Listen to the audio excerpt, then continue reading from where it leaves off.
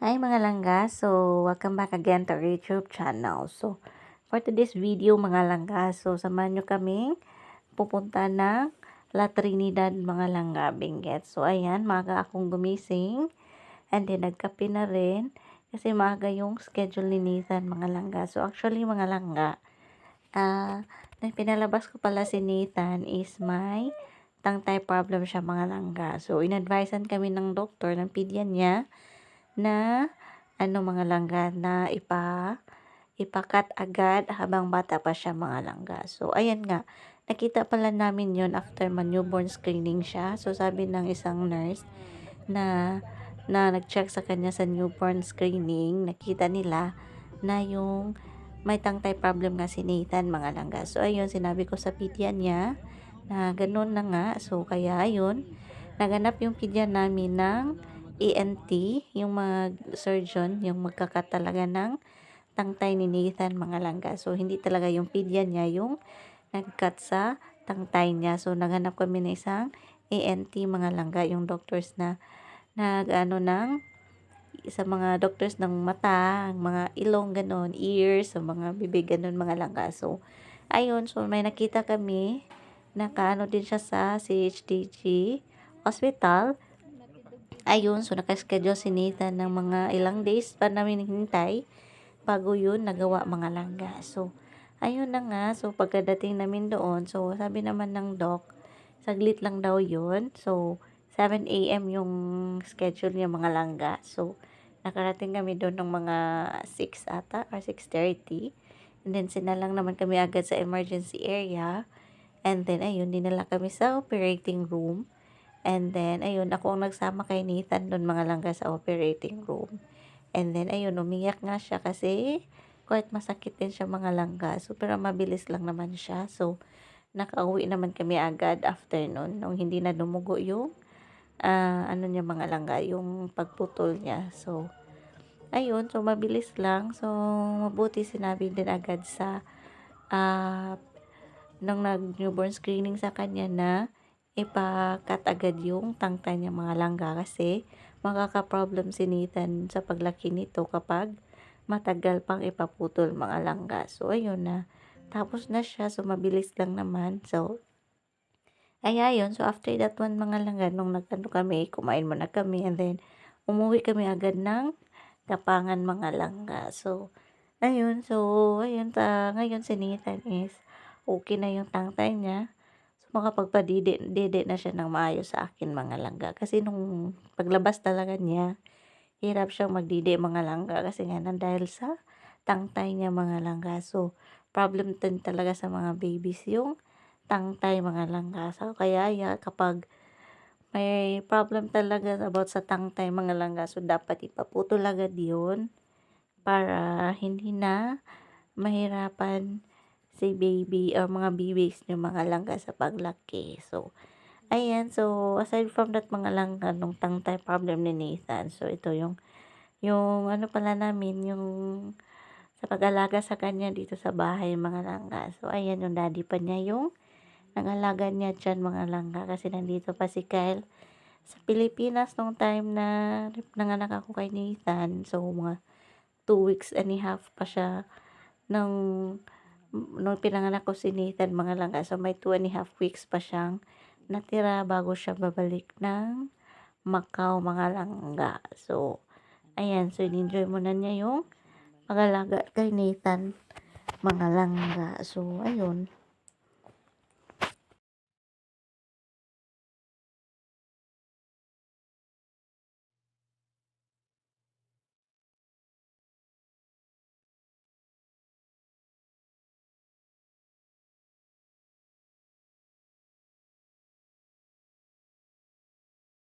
And then, in this video mga langga is, ayan, papunta na naman kami ng La Trinidad nito mga langga. So, maaga na naman kaming nag-depart dito sa Kapangan kasi pupunta kami ng may pedia visit pala si Nathan nito.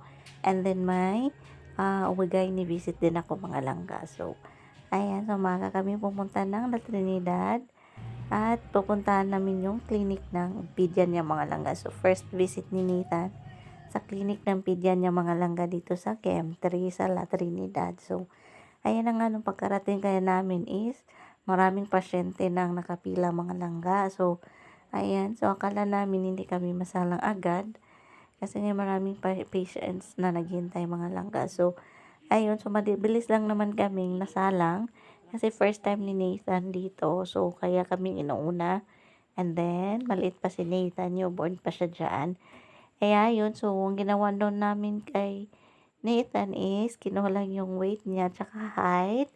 And then, chinek ni Doc mga langga yung situation ni Nathan. If okay na ba yung tangtay niya, yung health niya is okay ba. So, yun, tinanong niya, Doc, yung mga issues na na ano ni Nathan. So, mga naranasan. So, ayun, so far okay naman si Nathan dyan. So, hindi na nakasama si Kyle nung pumunta sa pedia clinic, sa clinic mga langga kasi walang maparkingan dito mga langga. Ang hirap maghanap ng parking space dito sa La Trinidad, Benguet mga langga. Then, and then, after that one mga langga, so pumunta kami ng hospital kasi may schedule din ako na visit sa doctor ko mga langga sa OB-GYN ko kasi nga i-check nila yung tahi ko mga langga. So, sa section ko mga langga. So, if okay na ba siya. So, ayun na nga. So, pagkadating ko doon is, ayun, walang pasyente. So, sinalang ako agad. And then, chinek lang yung tahi ko. So, so far, yung tahi ng, dyan sa tahi ng CS ko is, nag-dry na siya mga langga. And then, nagpeklat na din siya. Pero sabi ng doc, nandahan pa rin kasi sa loob is, hindi pa masyadong nag-heal mga langga. So, ayun na nga. So, pero yung mga medication ko mga langga is tuloy pa rin. Yung iron, lalo na yung iron mga langga kasi nga sa puyat sa pag-alaga ng newborn. And then, kulang pa talaga ako sa tulong mga langga. And then sa mga sa dugo na wala ko nung nung nanganak ako mga langga. So, ayan na nga, nung pauwi na kami. So, mabilis lang din ako doon mga langga kasi nga walang pasyente si Doc. So, in-entertain talaga ako agad. And then, after that one mga langga, so, naman muna kami ng groceries at bumili ng konti. Saka kami umuwi ng pabalik ng Kapangan mga langga. So, ayan, so quite ano din dyan mga langga, maulan. Dyan banda mga langga. So, maulan nung time na yun dito sa Kapangan area.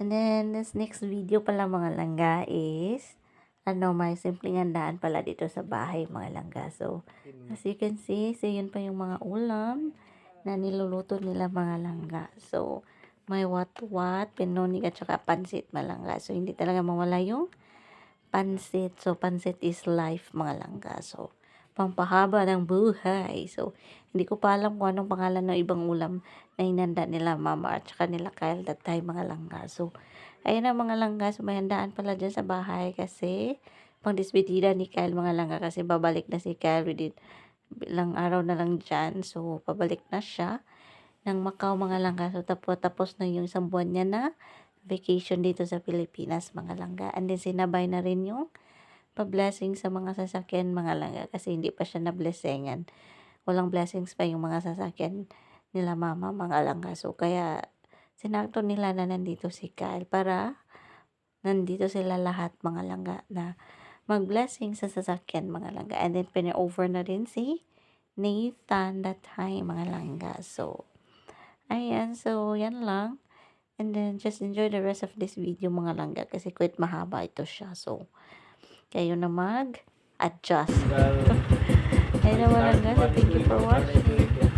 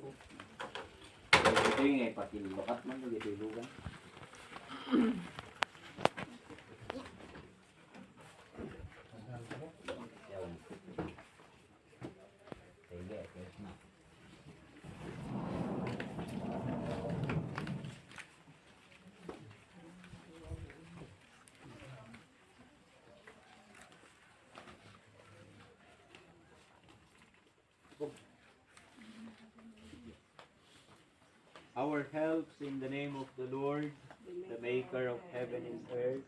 The Lord be with you. And also with you. Let us pray.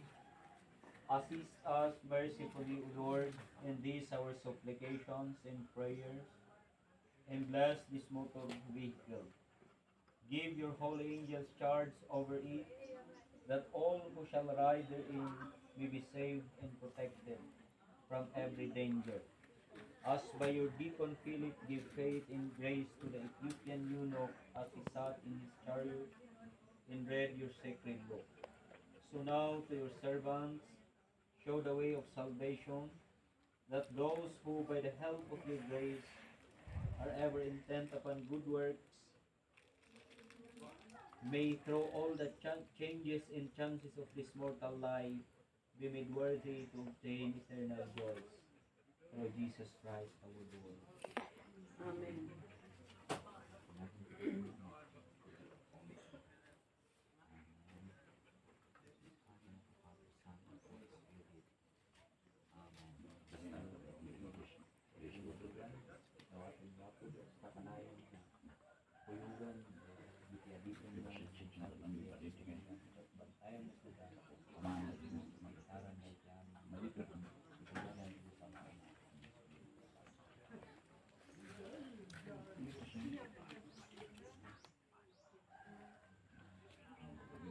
Tam na kami si naduma-dumay talento ay usaran mi ay manserbihan si kababan si panagserbi mi si pamilya mi ang kakapsat na ipugaw.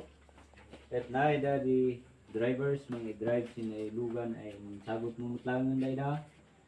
Dawatan mi tay dawtam dayda si Pinasirib. Dawtam dayda si Panaganad. At no sin yat day man maneho yat day man drive kadiyan maiturod na si Umayanda din amin ay pasayros na umidas Umayanda ay nasalunat yan makasad damit lang ay nasalunat ilisin day da si amin ay pakadisturbuhan sin yat day man drive yat day man ubla at mailisi da si amin kadi ay aksidente dapat ay kasama kay mang disturbuhan day da sin yat da ay man ubla at mamiksan pa ay dawatan mi ta bendisyonan din ang anak mo ay mag-drive sin lugan niya sin amin ay amaganda at sin panagbiagta kadiyan may daydayaw din na santuan ay nagan. Dawatin mo na sinagan na Yesu Kristo anak mo. Bless you, Father, Son, Holy Spirit. Amen. Kastamet na gituing makan nakadasarit isang wanan mi. Dawatin mi ta bendisyon ng mga po Diyos. Mamati kami nga bungamot lang ti parabol nga ipaay mo kadakwada. Sila ito yung pamilya. Dawatin mi ta bendisyon nam kanon mi kadi ket magkadi ti salunat pigsango sa rin mi nga mangitulong at lang ang dayaw din agserbi kinta. Aming garud dagitoy dawatin mi babaan ken Hesus Kristo nga anak mo. Amen. Yati sik adi nang idawat sinay ubing para sinay pamilya at kami kadawan di patuloy ay kanang bendisyon mo unday da sin parientes na tapno may daw tandas layad ano siya gagat ay mang taripato sinay ubing ya may gidaw tandas gagat ay man ublatak no isagana da di future din ay ubing at kanam sin kalkalim ay by anyo din babasit tayo ubing ta umasagandan sa kanta bendisyon nak dayda nay garud ay apo Dios sa iyang kami kararagan i-offer si kadi na ubing dawatan mi ta si kadi mang bendisyon tasin pa nagdaktul na kadiyan na salunat at na yan na salunat yan na tulnog sin parintis na ya dumakdakumot lang ay man tulnog kan sika at sin yat na sin amin ay mausar sin masikanana kaya po Diyos yan dawatin mi ta i-provide mo tapno dumakdako kadi ay nasalunat ya nakaragkad at dawatin mi nga rod bendisyon nam din na anak mo sinagan di Diyos Ama, Diyos Anak, kaya Diyos Espiritu Santo. Amen. And for all the members of the family, i-offer milatakin kada giti amin nga aramid da, iti trabaho da, tasikalat da timang bendisyon. Mang tarabay kan daydakat kanayon da nga marik na ti awan patinggan na nga ayat kan bendisyon mo. Dagito iti dawat kan kararag mi babaan kan Hesus Kristo nga anak mo. Amen. Amen.